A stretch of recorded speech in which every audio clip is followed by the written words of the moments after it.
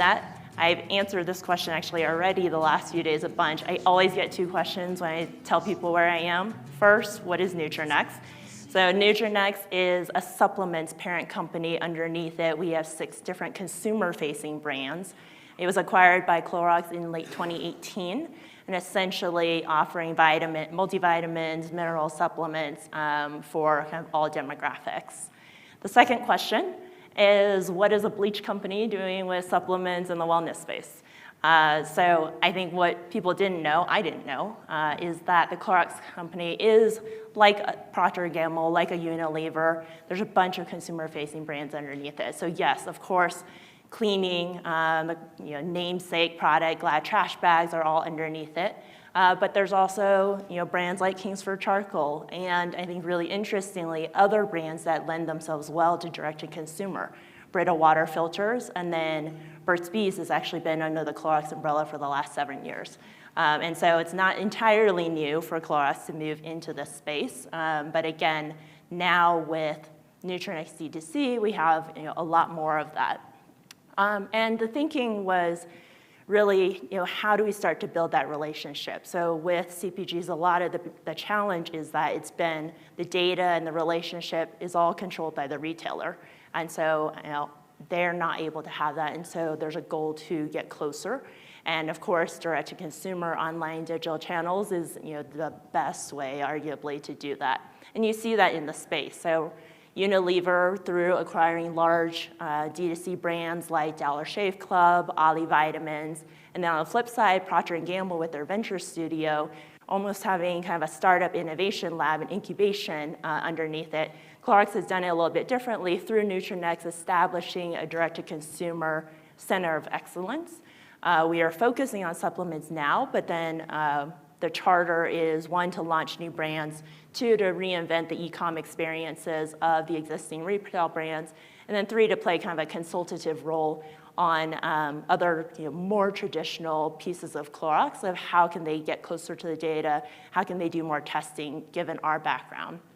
And so in 2019, Clorox started bringing in new people. So my general manager came from Boxed, came from Plated, head of data science analytics, Jet, product brand list, Ashland. And so we're basically all startup people coming in to lead this new initiative underneath Clorox.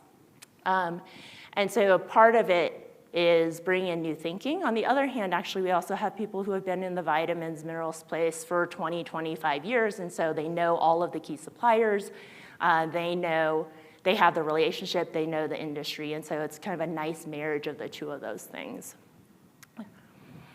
And so, to illustrate a little bit about how we're different, underneath Clorox, there actually is no product management function, and so the website has always been a little bit more of a content hub for a brand marketing campaign and very little focus on transactions and how do you optimize that experience towards checkout. On the other side, too, there's no growth marketing function. Lots of depth in brand marketing, but not so much in performance marketing or having in-house media teams start to control that and think about it rather than having agencies run that media. And so that's kind of what we're bringing in that's different. So in October, we launched this new brand objective, and it's basically a supplements brand geared towards a Gen X audience. So Gen X, we call them kind of the sandwich generation. They're taking care of their kids, they're working, and then they have their elderly parents that they're also taking care of. And so we're launching a brand that is much more, online first, digitally native, to cater to them and offer targeted solutions. And so this was the objective. It was launched, soup to nuts actually built from the ground up. And so we have a custom e-com stack, not on a Shopify or a BigCommerce, Magento, any of those platforms. One of the big reasons is that from the get-go, we knew that data would be really foundational for us. And so by doing it this way, we also implemented clean event tracking and data governance. So Segment is our foundation for event tracking. We use it to port data back and forth to our media partners or anyone that we want to integrate. And then we also ingest all of that data back into our BI system through Snowflake. And so that's how we've kind of structured that there. And the other piece of it, with launching, with CPGs, they're much more, they think retail, they think store shelf first. When we, even in early conversations, and as part of Objective, we had the chance to choose the product SKUs, the brand name, the logo, and every element of it. And the thread that ran through all of it was, being mobile first, being digitally native, and making sure that this is something that could be interesting on someone's social media feed, that we knew that the goal would be we have to be able to stop the feed somehow if we're going to get that interest and be able to grow the brand over the long term. That said, a lot of it is kind of open for testing.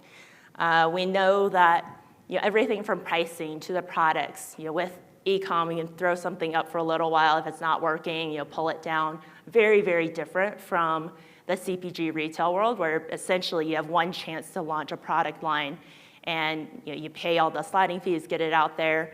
If it doesn't work, you're kind of dead in the water, I guess, and which is why there's a lot of time spent on the research and getting it out there. And so one of the things that we're bringing into Clorox is this shift in mentality.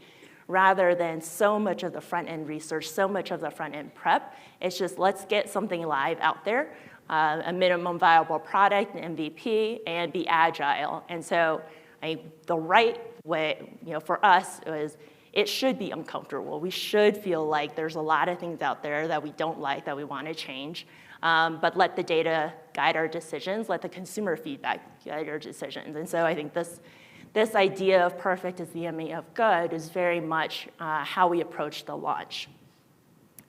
And what are we actually focusing on?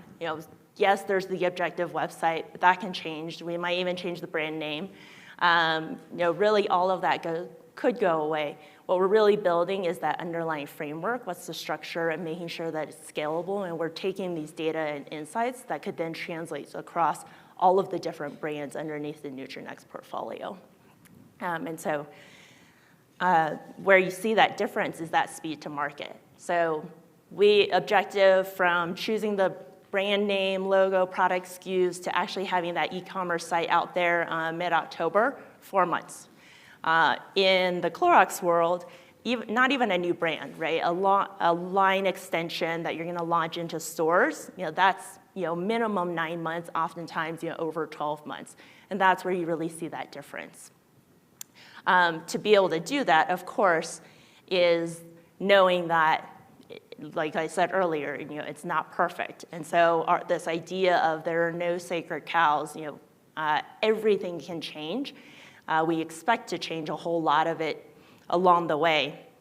But the key is really to get that data. And so looking at, sure, the quantitative data, how are people engaging with ads, how are people engaging through the site, but then also qualitative data, consumer surveys, getting out there, talking to people, getting our customer care, what are they hearing out there? So all of this kind of hoovering it in, so to say, and kind of figuring out, what's working, what's not working, but trying to not have that bias of here are things that have to be. The idea of we have to do it because this is the way we've always done it, just doesn't fly at all.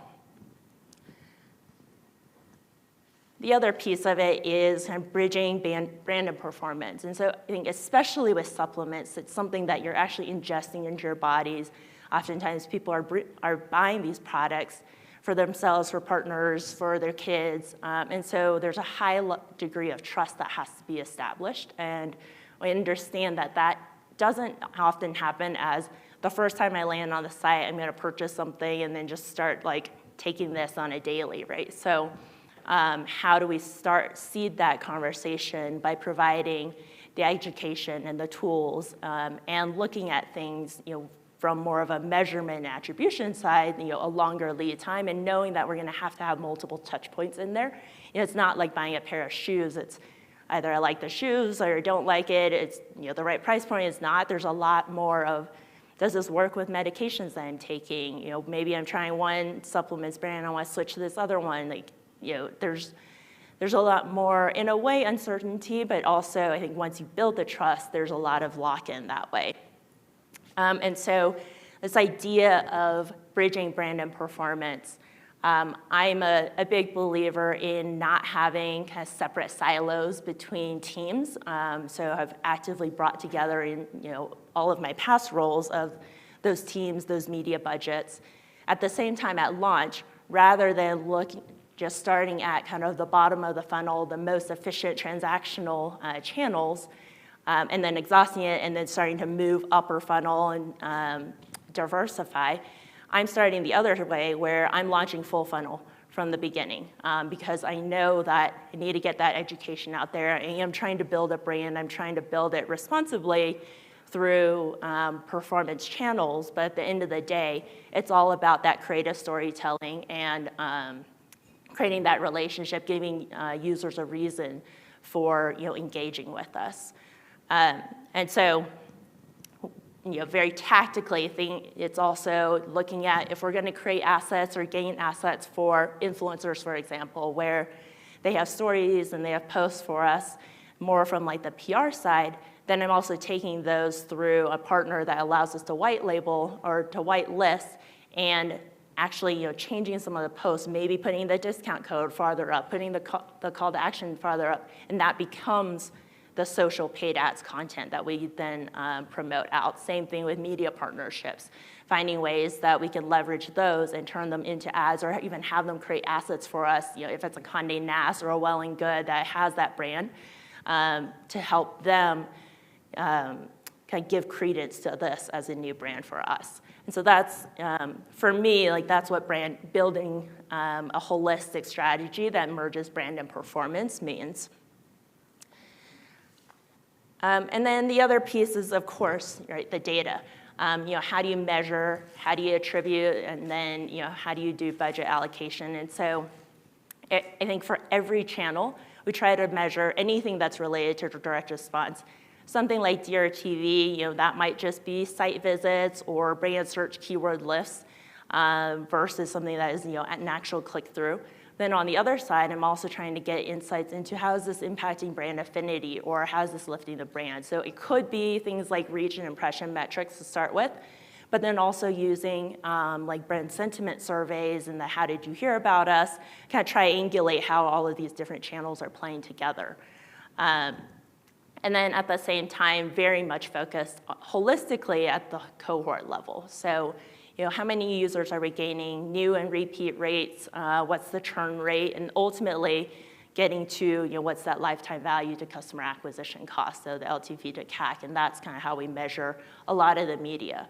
But it might not be, you know, always channel-specific accurate because there's a lot of overlap. What I am deliberately trying to do is create this surround sound for consumers, which means that lots of channels are talking to the same people, and I want that to be consistent messaging, and so that does make an attribution challenge, but it's something that, for me and for launching a brand, I believe that it's worth it, I guess, in the way, and so really, you know, default more to kind of that top line. Are we growing revenue at the top line or not?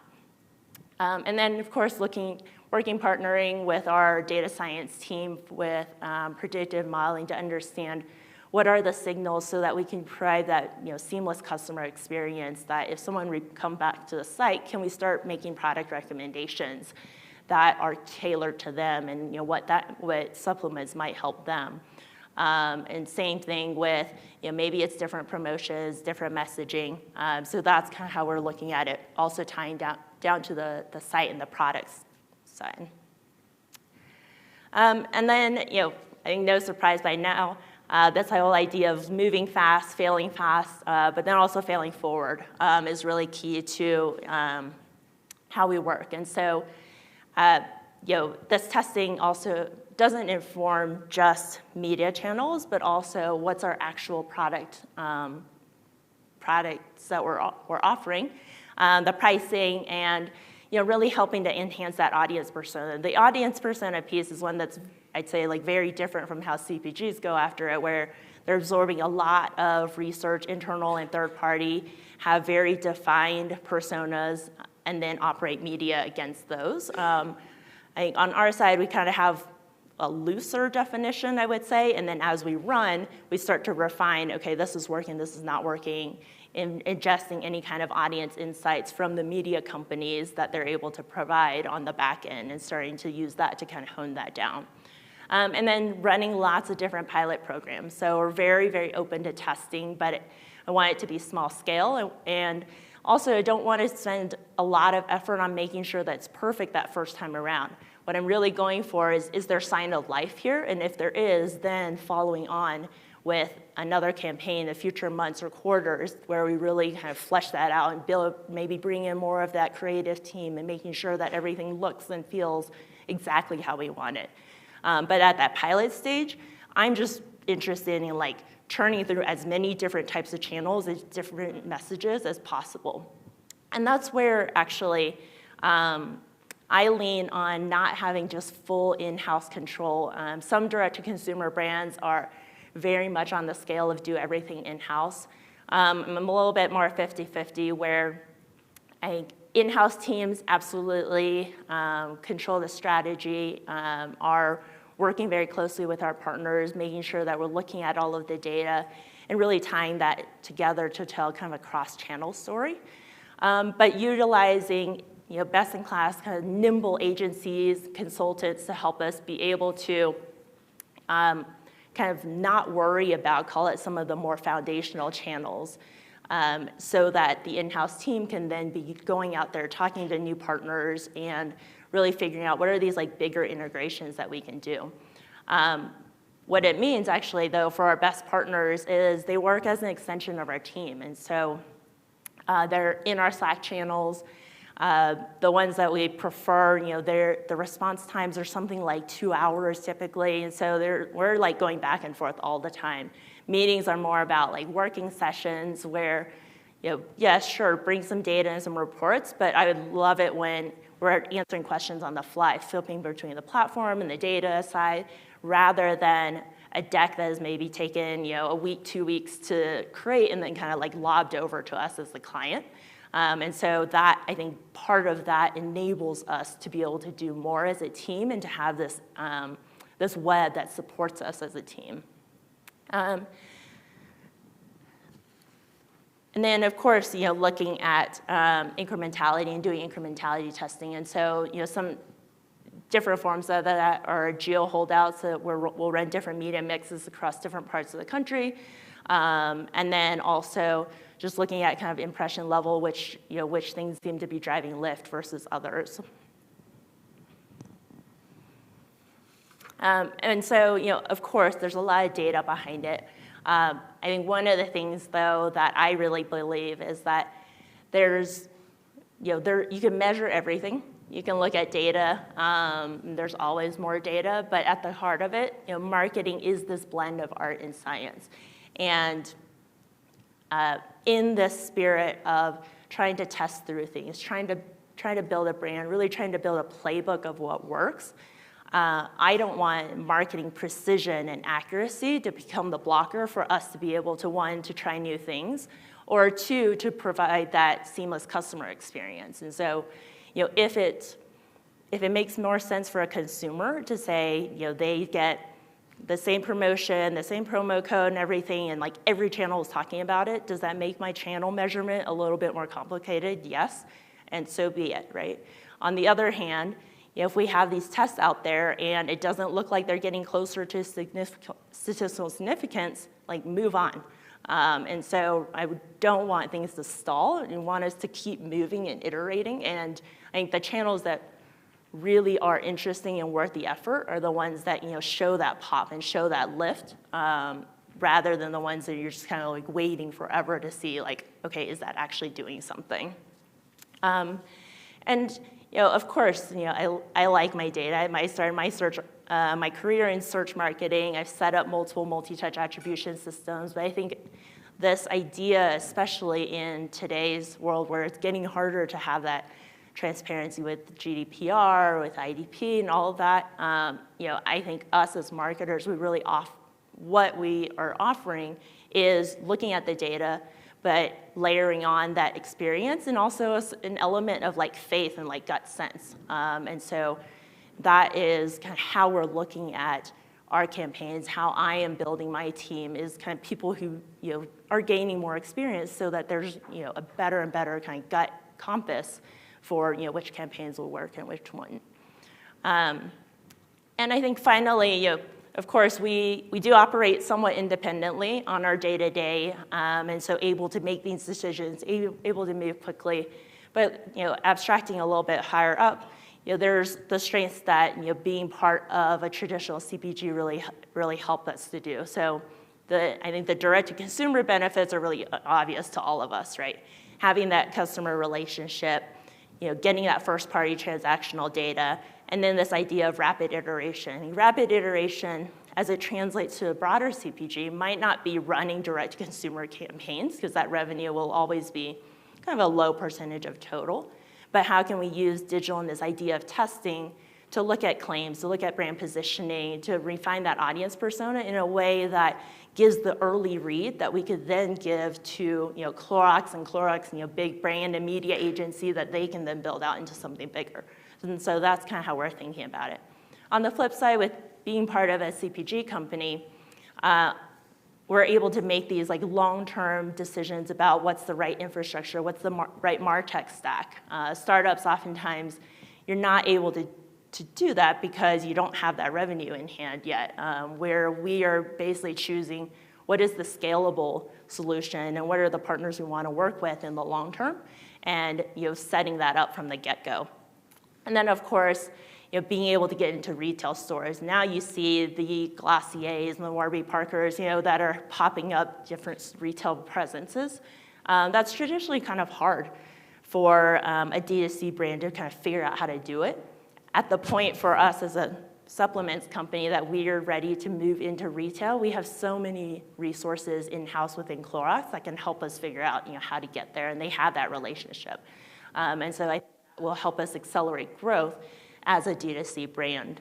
And then, of course, the R&D innovation, not just like products and formulation, but Clorox, for example, has put out a 2025 sustainability pledge to be 100% recyclable, compostable, renewable, and so that will, those innovations will flow down to us, and today's consumer, especially as we move into the younger demographics, the millennials, care very much about that transparency into the supply chain, whether it's sustainable, and so that will help us just to have another lever even to kind of grow the brand. And so, I'm really optimistic at this. I would say we're still early stages, right? This team has come together this year. We're launching a new brand. There's a lot more work and more things we're going to get wrong on the objective brand before we get it right. But I'm really optimistic at kind of the way that we can bring in this like rapid iteration, this testing framework, and then also the CPG can bring in their clout, their resources to help and to enhance this. And so I'm personally, obviously, really optimistic for this future, or I wouldn't have joined. But I think it's also really interesting to see what is this. How will these traditional CPGs companies start to change to be a little bit more nimble and less siloed in structure as they historically have been? And hopefully with that, getting more data, be able to build that stronger customer relationship. Okay, great. Thank you, Vivian. Does anyone have any questions for Vivian? I actually, just one quick one. I'm coming from such a legacy brand. You talked about the advantages and the resources that you can use from Clorox.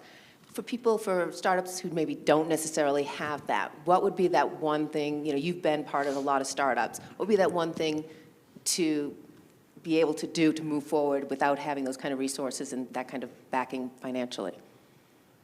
I mean, I think I think a lot of it is partnering. So finding other similar, call it like D2C brands or startup brands to kind of partner together to kind of get that larger clout. I think a lot of it also, the costs that are coming down on doing a lot of things, which is I think why you see the proliferation actually of D2C brands, is that it's easier to go to market without having millions of dollars like a consumer packaged good company does. So, but maybe partnerships. Oh, we have one over here. Yeah. Good morning, Vivian. So, question. This is Jeff Alderman from Ad Media. So, on the direct-to-consumer side as well, it also allows you to create more of a recurring revenue model, right? Than a retail. Just curious if you can kind of share any kind of thoughts around that recurring retail model, recurring revenue for what you're seeing, and if that varies across any product lines. Yeah, I'd say we're still a little bit early days on it, right? Like I came from Plated, which was subscription meal kits, and so that was like very much ongoing recurring revenue. I think that's the undertone of why first-party data is becoming so important for these CPG companies. So even if it's driving people in store, but be able to have that consistent email reminder or social reminder to say like, hey, we have a new product line, go stock up on this, try something like that. I think something like supplements, building in a subscription model actually is on our roadmap to have it be more of kind of this curated kit or box or something like that. That is the goal for sure because it allows us to do a little bit more things with some more security. Rob from Purple. How do you feel your level of support is for the creative needs? As you're launching a company, I know a lot of startups have struggles there. Do you feel like living within that CPG environment gives you access to more creative resources? Yeah. Creative is definitely probably the hardest thing, the biggest pain point. So it's a double-edged sword being part of kind of these CPGs on figuring out whether I want them in creative. So yes, there's Clorox has Electros, basically like an in-house creative agency, but one that they don't come from a digitally native kind of background. So they've traditionally created print or things that are driving more towards content. And then two, they're not nearly as nimble. And so I would rather use, some of our creative partners are the same as the ones that live in our Slack channels we're just like constantly iterating. And so that's actually something I continue to go blend of in-house and outside, but independent of Clorox to do for creative right now. Okay, great. Well, thank you, Vivian. Thanks. All right, everyone. So now my next presenter is Ryan Holloway, and he is the Senior Digital Marketing Manager at Glanbia. And he has sort of a cautionary tale. When he started with Glanbia, it didn't take him too long to realize the agency they were using didn't necessarily have their best interest. And so eventually they dropped that agency, and they're now working with another agency. And he's going to share with us what were the red flags that made him realize this, and now how he's working differently with his new agency. Okay, so everyone welcome Ryan. Good morning. So yes, I was brought in to talk about our cautionary tale.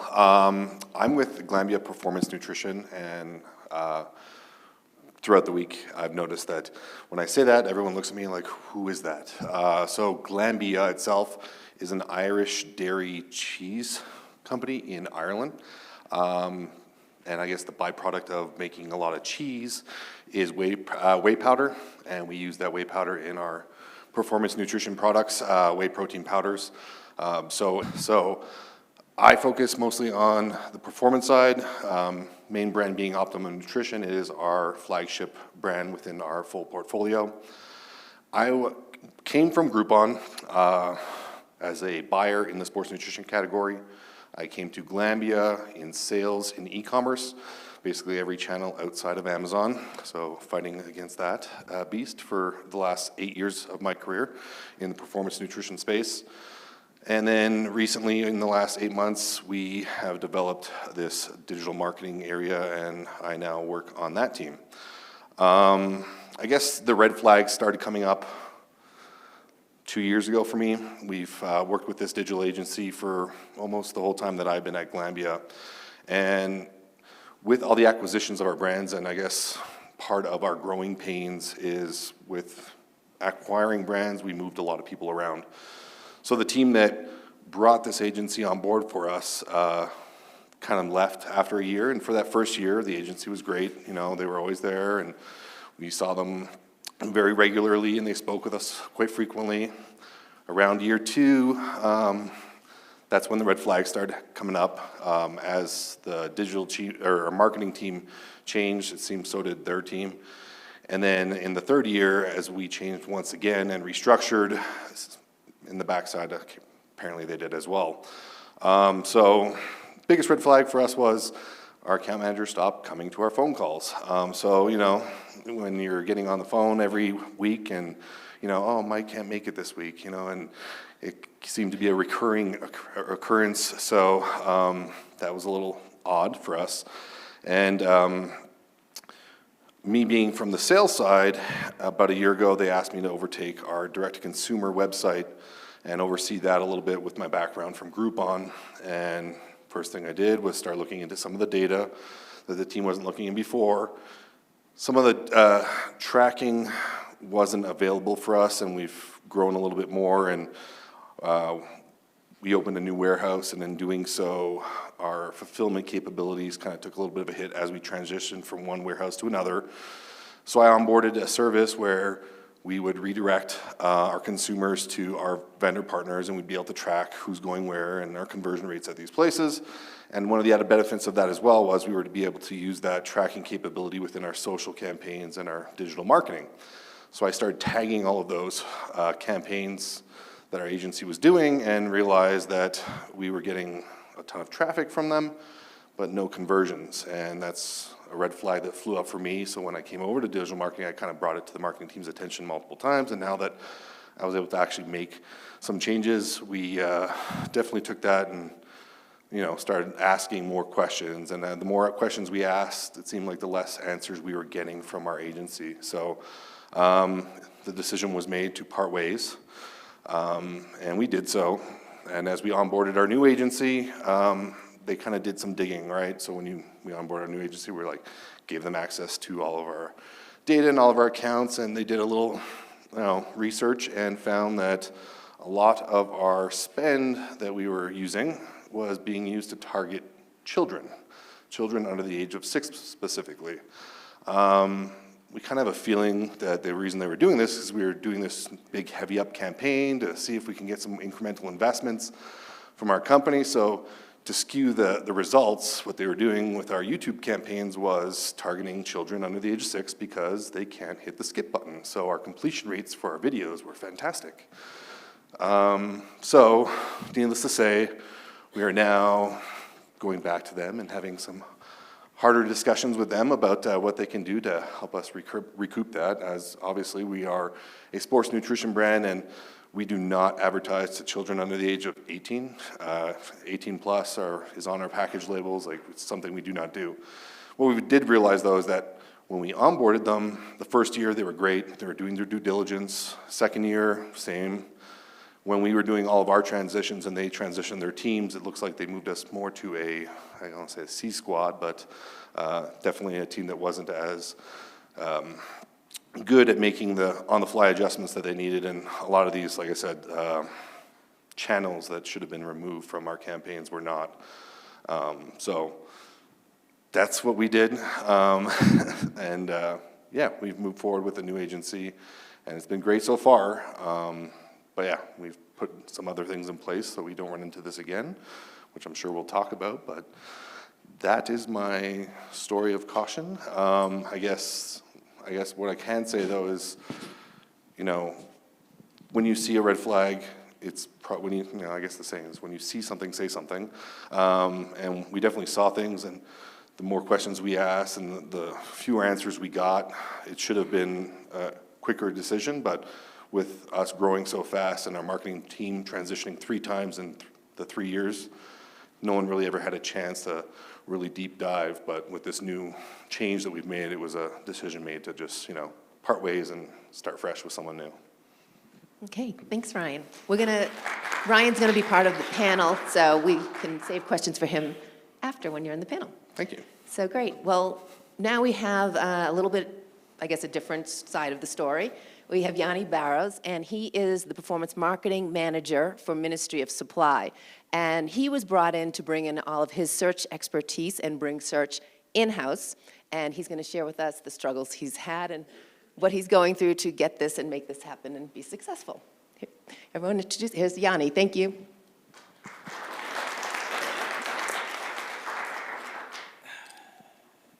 Thank you, Lisa. I've had the pleasure of meeting so many of you. I'm Yanni Barros, a performance marketing manager at Ministry of Supply, a Boston-based startup. Question for brands: who is not completely in-house pay channels? So those of you who raise your hands may be facing barriers to doing so, that I hope I can clarify that it isn't too hard. But for those of you who aren't sold on the in-house model and are using an agency, you are likely to be dissatisfied with the level of transparency that the agency is providing to some degree. Quick question, is there a clicker up here that I can use?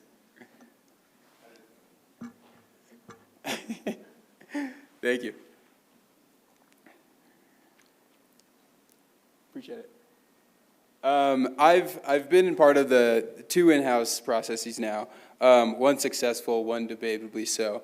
With keyboard experience in in-house search, social advertising, DSPs, and media planning, I'm now tasked with tying together and building the funnel at Ministry. So we were born out of MIT in 2012 to invent clothes that is scientifically better. So 4 garments came from this in Aero, Apollo, Kinetic, and Velocity. 4 platforms with a unique value prop each. And I'm including AOV here to convey that it's a luxe product, which means building out the consumer journey is a must. Here's a 30-second ad spot with the promo code for 25 off purchases over 100. If you like what you see, and we have women's too. There is a women's ad that is shot for shot the same thing. Please roll the clip. Take a look at the old man, beating up the wrong guy. Old man, wonder if you'll ever know who's in the best-selling show. Is there life on Mars? Music is mine, but thank you. So in bringing everything in-house, there are a few things to consider before you move a muscle, and this is a very, very lean model for a small startup of about 12 people trying to drive a high return on ad spend. The first is administrative. Generally, can you bring in 1 marketer for every 2 to 3 million in spend for the year? Also, are these marketers trained in their respective channels? 1 to 3 years experience each, I say, as managers, and I say what may seem like a low number to you because the game has flipped on its head what seems like every 2 to 3 years anyways. So what was best practice in 2016 most likely is not best practice now. A few nuances. Your team may be able to tag team awareness depending on the level of exposure to awareness media buying. And 2, your display manager may be able to captain social, and I'll dive into that later. And lastly, hire an ops guy before you do any assistance. You'll find that you have a lot of wasted hours having a media buyer without the skill set of an ops guy trying to fix things on the back end. The second thing before you move in-house is a high-level overview of each channel. So where are your strengths and weaknesses with each? So working alongside scientists, we were inspired to come up with a means of where we stand on this paradigm for each channel. So our primary focus is incrementality. Otherwise, creative alignment. Is the upper funnel aligned with the mid-funnel? Is there continuity there? And with scale, are we converting at a desired CPA or ROAS in direct response? And if not, how can we restructure? So starting with the upper funnel. The goal here is to fuel and stabilize direct response channels through building brand equity. And some of you may think, and it's common thought around the small company D2C space, my ROAS in display was poor and I have social doing well. But the truth is this drives direct affiliate brand and organic traffic that converts later on. And the higher the price point, the longer the consumer journey, we need display prospecting as an introducer. So whether you're operating on a black box predictive segment, just retargeting display with no visibility, or your agency is managing display and they're able to get off a lot of spend because your KPIs are looser here, you can fight the fight towards contextual relevance to build brand equity through this here template. So what we're going to do is bring on a DSP. We're going to spend what will presumably be 10% of upper funnel spend in retargeting, and we're going to use the site transparency tool to see where our visitors go. And based on this list, we'll build out a whitelist Those that perform well, we split out into their own strategy groups. We move those and upgrade them to PMPs, then PG deals, and we use the performers to inform our direct-to-publisher buys, which in turn will be used to inform our awareness buys. And this is where we'll also gather high-level data about our customers to inform targeting and give us direction as we incorporate OTT, CTV, and whatnot. Creative consistency. Throughout this collection of ads, you do want the same creative theme throughout all the way down to the broad audiences of social to create that continuity between the upper funnel. And scale. Display is a high-risk channel, so to diversify alongside your contextual targeting, you're going to have your share of data-driven campaigns in market segments, geo campaigns, native, go on for days about what you can complement contextual relevance with. You'll also find that you'll increase your reach if you monitor frequency and viewability. Moving down to the mid and lower funnel. Allocations to watch. Sorry, I lost my back. There we go. Moving down to the mid and lower funnel. Through social advertising, where I'm talking mostly about Facebook, Instagram, with lots of reliable data and automation for marketers. Allocations to watch. Retargeting budget needs to be watched in conjunction with display retargeting. It should add up to no more than 20% of ad spend. Agencies, or ours in particular, wants to get what looks like efficient spend off, but if you ask me, the 50% or 40% of spend that is retargeting is largely not incremental. So what we can do now is take that budget and reallocate it to prospecting. I mentioned lookalikes here because I suspect Facebook hops in the path of demand-based channels with the strength of its lookalikes. But that is a conversation for another time. And creative consistency, does your creative in your broad audiences align with that of display? So revisiting that theme. Efficiency. So be sure to keep everything as broad as possible and trust that Facebook will optimize within your prospecting audiences, given that you have the right guardrails. So you need an interest and behaviors audience, and you need to complement that with a lookalike audience at 0 to 5% max. And that's all. Agencies overcomplicate things and limit scale through exclusions and segments. And frankly, through exclusions, you lose opportunity where exclusions are not the end-all, be-all for those who convert. We use bid caps as a guide to say this is what we'll pay for a customer. And on the other hand, campaign budget optimization will optimize towards the highest performing ad set. So in this case, it would optimize between the lookalike and the interest and behaviors audiences. And we can use an ad set minimum or maximum to kind of limit how much we can spend on that lookalike. And lastly, search. This is the channel I actually have brought in-house at Ministry. Everything else is within the next 30 to 45 days. When I arrived, the agency-managed account structure looked a lot like what Google says is best practice in 2019. Incredibly broad non-brand campaigns meant to convert, but almost contradicted by the amount of suppression the agency added, effectively reducing our reach and opportunity. So at the end of the day, given the amount of data defined as unknown that flows through, I'd rather leave the segmentation up to long-tail keywords versus Google signals. So what the agency also did not consider in a narrow scope manner is they were optimizing off of time lag data, which fails to credit search as a first interaction in the long journey that we have. So conclusively, in a wide market with a niche product, we have more of a chance scaling through long-tail keywords. In a model based off of single keyword ad groups, but not exactly single keyword ad groups, and having only marketed to men in the US, we were able to meet agency revenue volume with less than 40 keywords at work. So we'll continue to test, optimize off of position-based data for the time being, and honor that search is a medium of discovery until we invest more in display prospecting. Thank you. Okay. Thanks, Yanni. And Yanni's going to stay up there because now we have our panel. And this is really, as I said, we were talking all in-house or agency.